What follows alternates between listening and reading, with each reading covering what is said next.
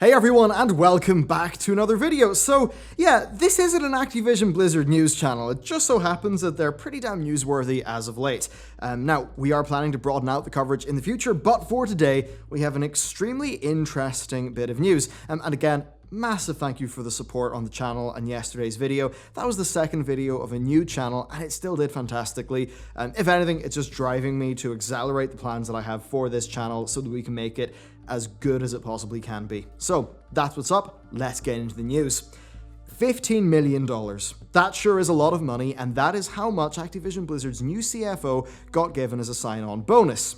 Given Blizzard Entertainment's recent cutting of 100 jobs through, in fairness, quite a good voluntary redundancy deal, goals to cut their costs, and then rumors of future layoffs, it does seem like an insane situation. I mean, it's no doubt shocking for those of us who are living in the real world. That at the end of the day, Dennis Durkin, the new CFO, he'll be working a pretty regular work week, maybe 60 to 70 hours. No matter how good he is, it's clearly a massive amount of money that seems to be out of the realms of reasonability when you think about just a man in an office for a semi-standard amount of time. That's my gut reaction to it. I think that's most of our gut reactions to it. The thing is, though, I think I've got a responsibility to be a responsible pundit and to give you a little more. So first, he wasn't actually handed a 15 million check, and secondly, the valuation of jobs like that in executive land is a bit wacky. But first, how did we get to this point? Well, Activision-Blizzard's past CFO, Spencer Newman, was fired. He was fired for breach of contract, not the stock performance of the company, which of course, as we covered in yesterday's video, has not been particularly strong. So what happened is that Spencer was headhunted by Netflix, who flinged him $10 million as his sign-on bonus and presumably paid any fines incurred by the breaking of his contractual obligations to not seek new employment until 2020, I believe. So that was Big Spencer, yoed out the window and over to Netflix with a pretty damn tidy deal. The next part of the CFO musical chairs of Blizzard Entertainment and Activision-Blizzard is Amrita Hoosier, who led Blizzard Entertainment she was CFO for a year. Now, her one-year tenure was notable because she moved over from Activision and then seemingly spearheaded Blizzard Entertainment's drive to cut costs and ship more product. This led to, of course, the cancelling of HOTS esports, which undoubtedly cost jobs. It led to the expansion of their career Crossroads program, which was the voluntary redundancy program that actually is pretty great for everyone. You dive into it because employees get a healthy cash sum equal, in this case, to a year's pay for leaving, and that's enough to set them up for a while and allow them to pursue their career further. For Blizzard, though, it means they cut their long-term costs and they actually let go of their least dedicated employees who don't really want to be there as much. So this offer was taken by 100 employees in their Cork office, and there's rumors based on Jason Schreier's latest report that there could be future cost-cutting measures like that in the future. Now, at the same time, they're actively hiring on development roles in an attempt to ship more so they can earn more. After all, Blizzard's output has been quite low as of late, with Hearthstone trucking on as normal, HOTS not doing so well, StarCraft 2 trundling along, Overwatch not getting that much content, and WoW probably doing quite well for a good chunk of the last few years, but with BFA maybe putting some of that at risk. Now, why did Amrita leave? We don't know. She left after launching this initiative. Well, she's now over at Square, payment processing company. It's hard to speculate why. It could just be that she got a better offer or that she wanted to move into the finance sector, which could be a good career path if, CFO was her jam. So, this is the environment in which the announcement of Spencer Newman's successor hit. We have a company that is trying to reduce its costs by cutting job positions. One that's trying to tighten its belt. One that's let Bungie go. And then we see the new CFO getting $15 million as a sign-on bonus. It seems hypocritical. It really does. But we kind of need to go a little bit deeper to be fair. So first, he did not get a $15 million check. He actually got $3.75 million up front. That's a truckload of money, yes, but it's not $15 million. The rest of that $15 million is in the form of restricted stock options. They're actually tied to the operating income and earnings per share targets for the company. So basically, if he does a bad job, his stock options will not be as lucrative as, reported. It's also likely that they'll only unlock to him after a certain period of time. And as I think many people with stock options and say Silicon Valley startups will know, if you leave the company before a certain date, you might actually be forfeiting a bunch of your stock. So we don't actually know the specifics of his details, but suffice to say, he's getting assets that do have a fair few strings attached. But that said, he got 11.3 million in stock options. Now, if that was based on their January valuation and they were to recover their stock to Q3 levels, then Dennis would be a happy boy. Not that he's already not rolling around in cash. Now, yesterday, we covered the topic of securities fraud.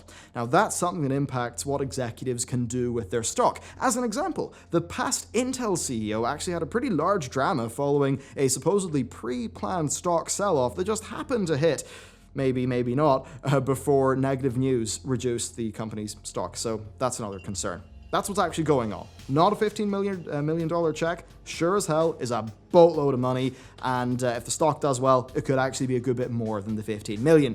Past that though, he is on a 900 grand salary with a 1.35 million performance bonus. Wow, it's a lot of money. It's insane as compared to, say, the people in Cork, just a few hours down the road from the office I'm sitting in right now. Let's run some maths. Now, typically, from a bit of cursory research, the cost of an employee is about double their salary, at least for like a 25 grand a year job. Why? Well, that's like, benefits, insurance, contributions, and all those things. Now, I'm not sure how that holds up for the USA or for Ireland or Europe, but let's just roll with that for the sake of the point. So for those CS staff, if they were on 25,000 euro a year maybe, then that would cost 40 to 50,000 euro, to employ one of those people for a year. Now, to keep the maths easy, let's just use 50 as our number. Now, 100 employees at a cost of 50 grand a year per employee is 5 million euro, 5.7 million USD. So yeah, Dennis's sign-on bonus in value is equal to 100 employees over 3 years.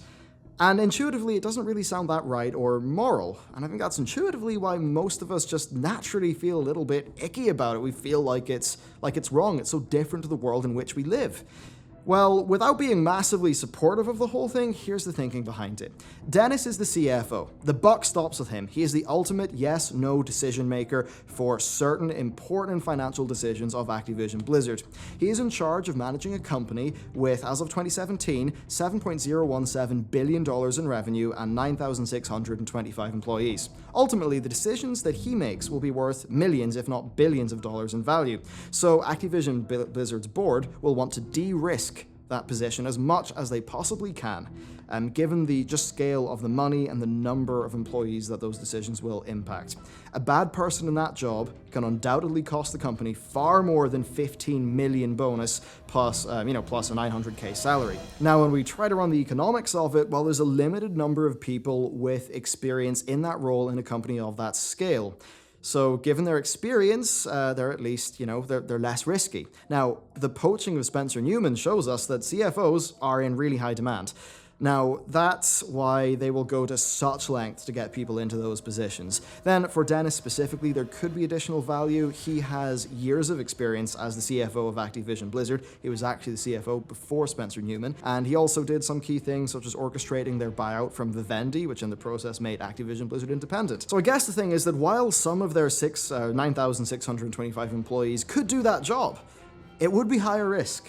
And given the size of their operation and the pretty sticky situation they find themselves in right now, that is why they would be willing to drop so much on an employee. Well, okay, 3.75 million in cash and the rest stocks. Of course, giving them the stocks doesn't take money out of the company war chest, which I guess would maybe mean that it wouldn't be that most of that 15 million wouldn't be the same pool of money that employee wages would, be touching. And yeah, I mean, it's weird. That could be me playing devil's advocate.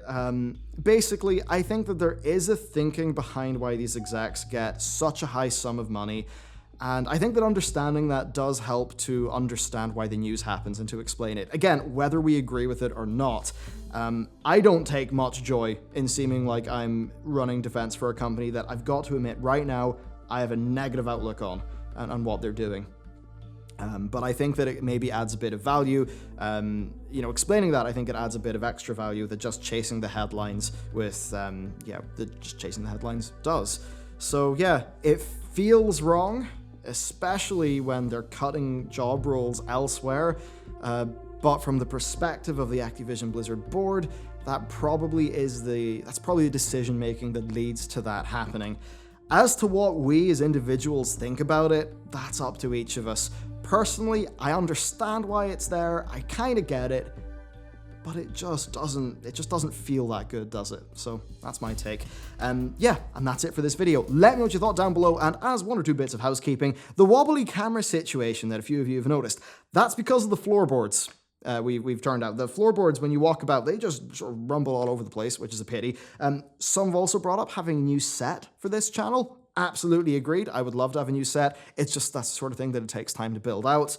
Yeah, I mean, in terms of other things, to give you a quick update in the WoW channel, I've just finished writing 2 lore videos. There's a big Xalatath and Sylvanas one. There's a big N'Zoth one. There's the Wrath documentary part 3, which is coming out super soon. The Wrath documentary part 4, which will be coming out after that. So, I mean, yeah, this channel's not taking away from it. There's so much content coming out. It's kind of ridiculous. So, yeah, thanks for watching. I'll see you next time.